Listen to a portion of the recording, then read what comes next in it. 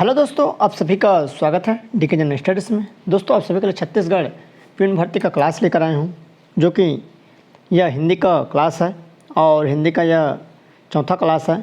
इससे पहले मैंने 3 क्लास करा रखा है हिंदी का। अगर आपने नहीं देखे होंगे तो नीचे आपको लिंक मिल जाएगा, डिस्क्रिप्शन में जाकर देख सकते हैं, या प्लेलिस्ट में भी जाकर आप देख सकते हैं, क्योंकि मैंने अलग से पीएन के लिए प्लेलिस्ट बना रखा है। तो ज़रूर जाकर देखिए कि कौन कौन सा क्लास हुआ है। तो चलिए आगे बढ़ते हैं। हिंदी का यहाँ पर मैं टॉप 50 प्रश्न लेकर आया हूँ और आपके पीएन भर्ती में लगभग 15 से 20 प्रश्न पूछे जाएंगे और इसका एग्ज़ाम 25 सितंबर को है। और आज ही मैंने एक वीडियो बनाया है जिस पर सारे डिटेल से जानकारी बताया हूँ और कितने फॉर्म आए हैं और कैसा कंपटीशन रहेगा, साथ ही साथ कैसे तैयारी करनी है, इन सभी पर मैंने आज एक वीडियो बनाया हूँ। तो जाकर ज़रूर देखिए, नीचे आपको लिंक मिल जाएगा। तो चलिए आगे बढ़ते हैं। दोस्तों, चैनल में पहली बार आए हैं या पीएन की तैयारी कर रहे हैं तो चैनल को सब्सक्राइब जरूर कर लें। साथ ही साथ बेल घंटे के बटन को ऑल पर सेट कर रखना है, तभी आप तक नोटिफिकेशन पहुंच पाएगा, अन्यथा आप तक नोटिफिकेशन नहीं पहुंच पाएगा। अगर जिसके पास भी नोटिफिकेशन नहीं पहुंचता है वह डीके जनरल स्टडी चैनल को सर्च करके आप चैनल के अंदर में देखा करिए कि कौन सा नया क्लास यहाँ पर जारी हुआ है, तो उस हिसाब से आप तैयारी कर पाएंगे। क्योंकि एक क्लास आपका मिस हुआ मतलब हो सकता है कुछ क्वेश्चन आपसे छूट जाए। तो चलिए आगे बढ़ते हैं। हिंदी व्याकरण का यह क्लास है और जिसमें सबसे पहला प्रश्न है, वर्ण जो शब्द है उसका अर्थ कौन सा इसमें से नहीं है। तो वर्ण जो होता है शिव है, अक्षर है, रीति है, चित्र है, तो उसका करेक्ट आंसर यहाँ पर सी हो जाएगा। रीति शब्द वर्ण का अर्थ नहीं है, बाकी सभी वर्ण में शिव होता है, अक्षर होता है और चित्र, जिसको भी आपको याद रखना है। अगला प्रश्न है, हिंदी शब्द किस भाषा की देन है। ये भी क्वेश्चन काफ़ी महत्वपूर्ण है। तो संस्कृत, उर्दू, अरबी, फारसी। तो हिंदी जो भाषा है फारसी भाषा की देन है, तो उसका करेक्ट आंसर डी हो जाएगा। अगला क्वेश्चन है, अनुचित शब्द में कौन सा उपसर्ग प्रयुक्त हुआ है। तो आपको उपसर्ग प्रत्यय पढ़ना पड़ेगा। तो अनुचित शब्द में कौन सा उपसर्ग प्रयुक्त हुआ है। तो अनु है, अन है, चित है या अनु, तो इसका करेक्ट आंसर अन हो जाएगा। 3 का अनुचित में जो उपसर्ग है क्या होगा, अन।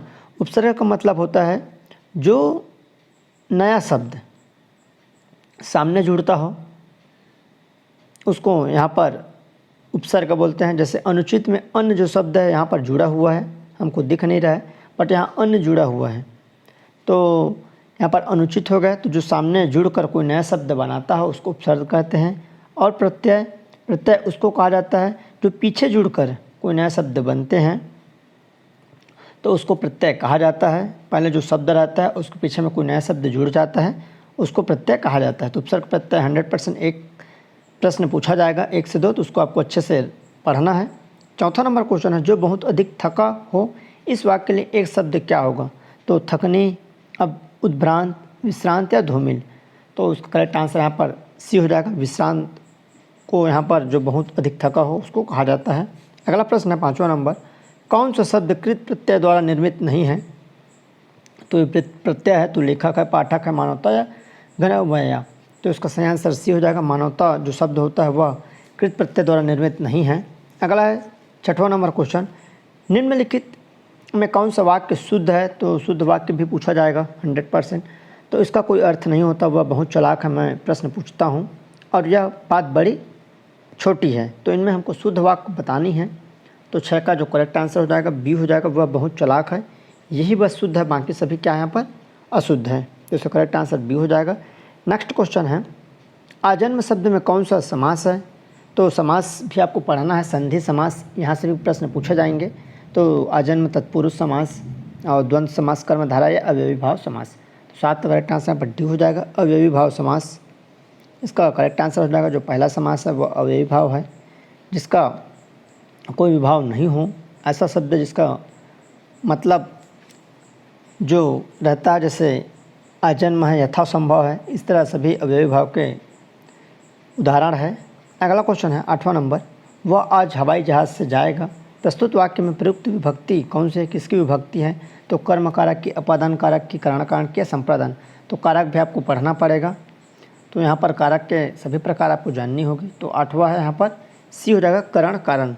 कर्ता ने कर्म को, है ना, करण से अधिकरण में, इस तरह से यहाँ पर आपको सूत्र वाइज याद करना है, आसानी से बन जाता है। आप हिंदी के लुसेंट में देख सकते हैं या HR के लुसेंट, HR पब्लिकेशन के हिंदी बुक है या विनय कुमार पाठक, इसमें अच्छे से दिया है। कोई सा भी बुक आप उठा के उसको आसानी से पढ़ सकते हैं, सब वन लाइनर है, आसानी से बन जाएंगे। तो वह आज हवाई जहाज़ से जाएगा, मतलब किसी चीज़ में वह चीज़ यहाँ पर मुख्यतः रूप से तो करण कारक यहाँ पर प्रयुक्ति हुई है।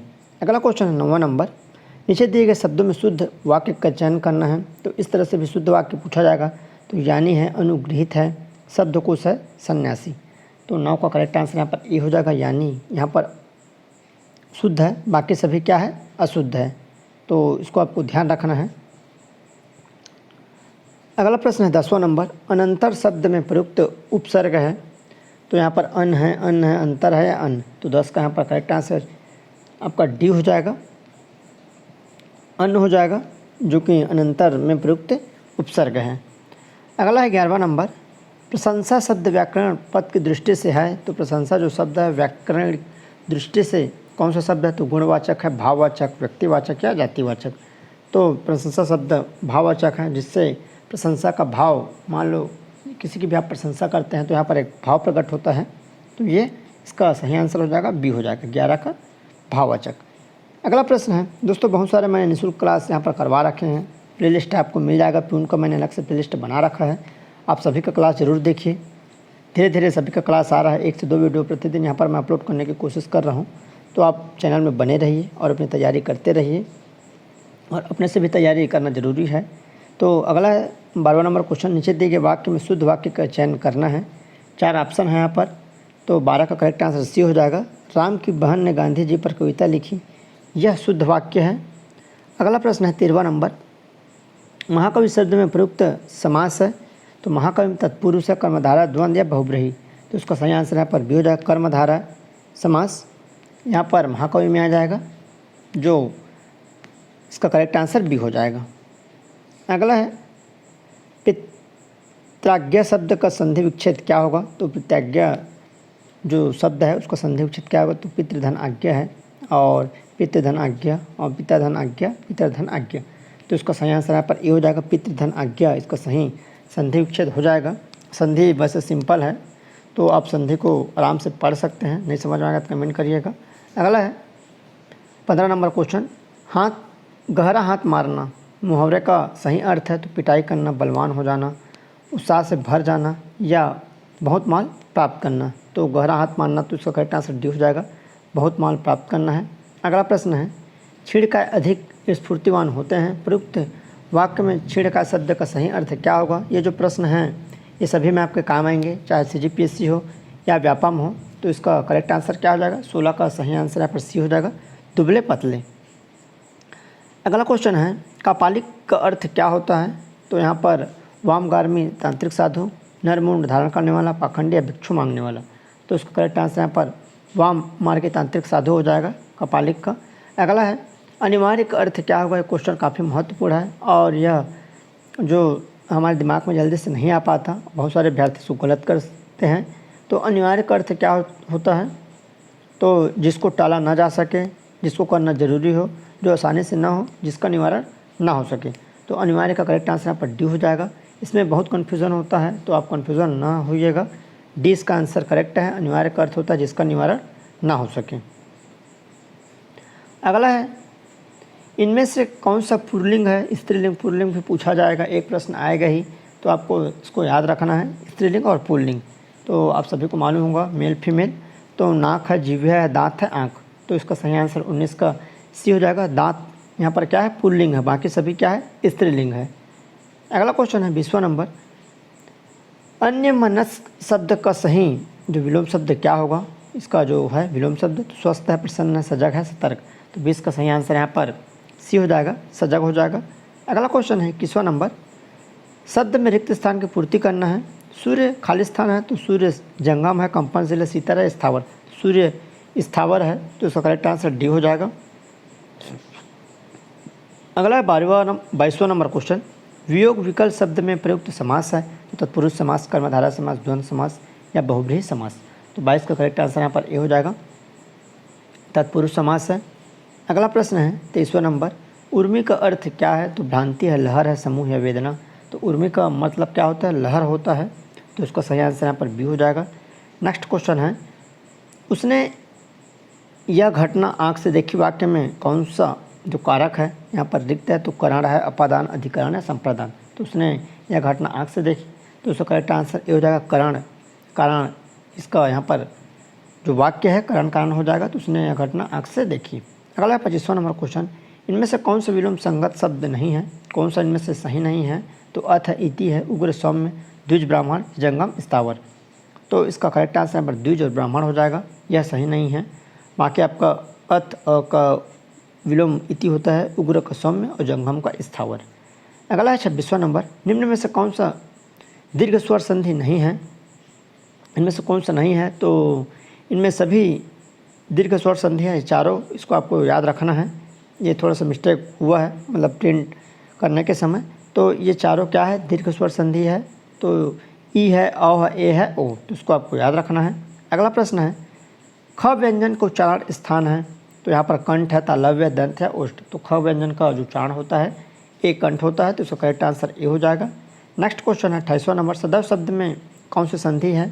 संधि सिंपल रहता है और गुण है, यण है, वृद्धि है, अयादि, 5 प्रकार के संधि है जो स्वर संधि के अंतर्गत।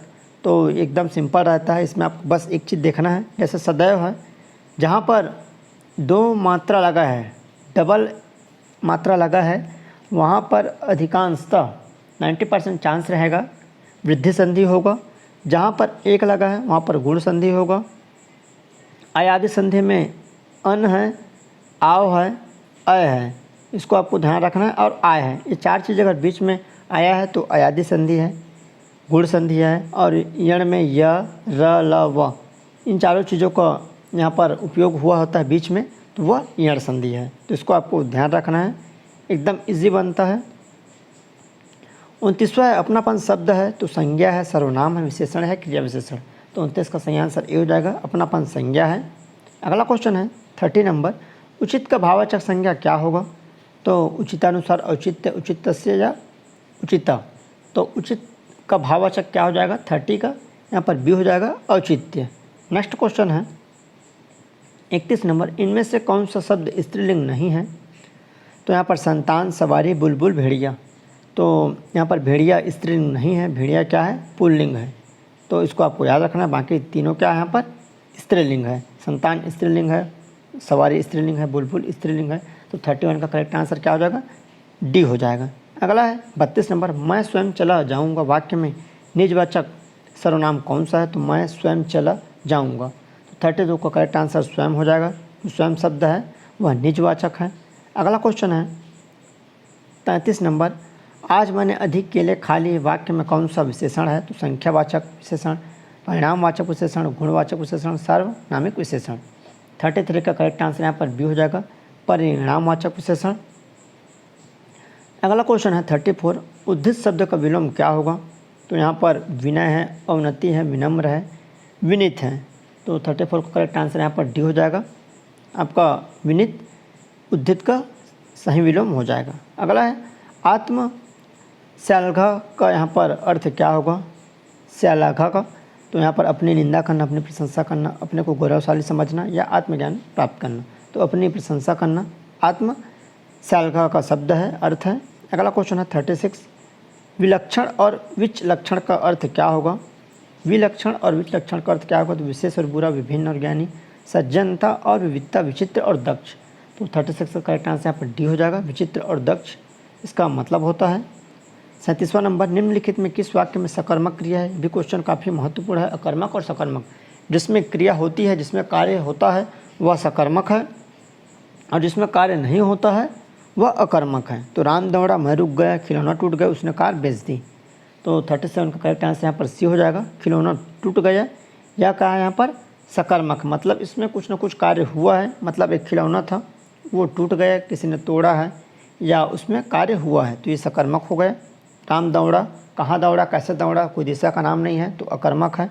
मैं रुक गया, कहाँ पर रुका, कैसे रुका, तो इसका करेक्ट आंसर सी हो जाएगा, खिलौना टूट गया। 38, निम्नलिखित में कौन सा संयुक्त वाक्य है?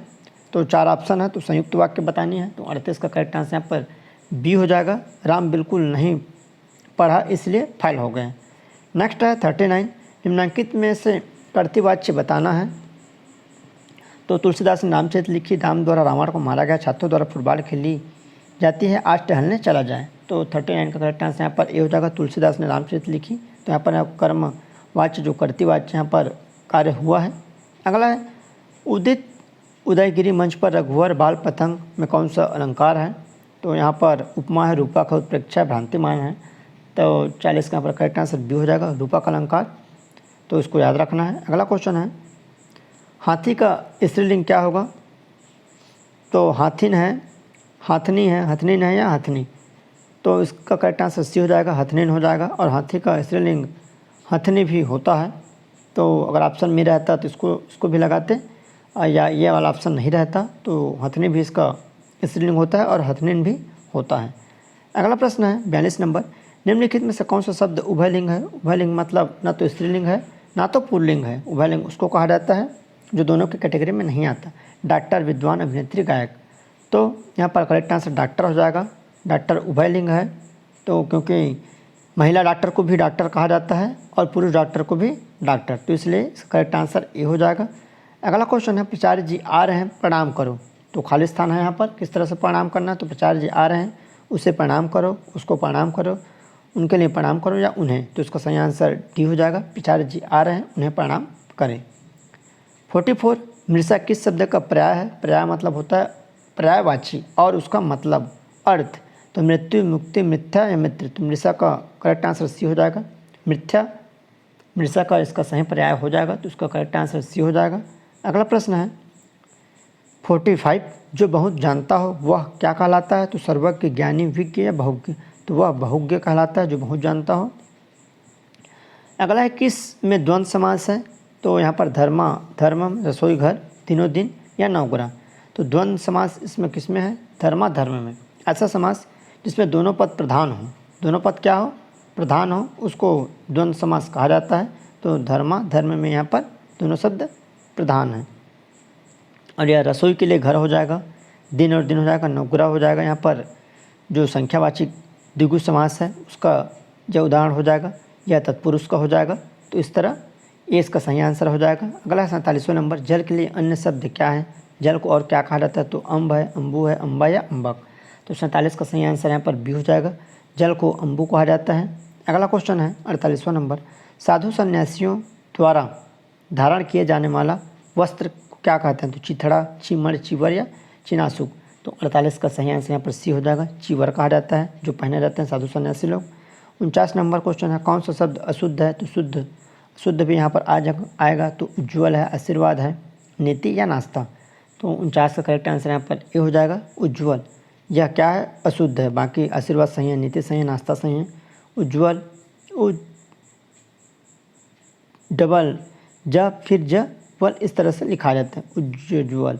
ठीक है, डबल छोटा ज रहता है और यहाँ पर उज्ज्वल ऐसे लिखाता है। अगला है घोटक का तद्भव क्या होगा। तो घोड़ा है, घाट है, घोर या घोल। तो 50 का करेक्ट आंसर यहाँ पर ए हो जाएगा, घोटक का तद्भव क्या हो जाएगा, घोड़ा। तो इस तरह आपके लगभग टॉप 50 प्रश्न हैं जो कि काफ़ी महत्वपूर्ण है। आपके हर एग्ज़ाम के लिए यह क्वेश्चन इंपॉर्टेंट रहेगा। और अभी प्यून जो भर्ती आने वाली है, साथ ही साथ हॉस्टल वार्डन, एडीओ इत्यादि की भर्ती होने सभी में काम आएगा। तो दोस्तों चैनल को सब्सक्राइब कर रखे रहें, साथ ही साथ बेल घंटे के आल बटन को प्रेस कर रखना ज़रूरी है, तभी आप तक नोटिफिकेशन पहुंच पाएगा। अच्छा लगा हो तो लाइक ज़रूर करें, साथ ही साथ जो भी प्यून की तैयारी करें उसके साथ शेयर ज़रूर करें, अपने दोस्तों के साथ शेयर करना ना भूलिए। तो चलिए दोस्तों, धन्यवाद। नेक्स्ट वीडियो में मिलेंगे, नेक्स्ट वीडियो कल आएगा।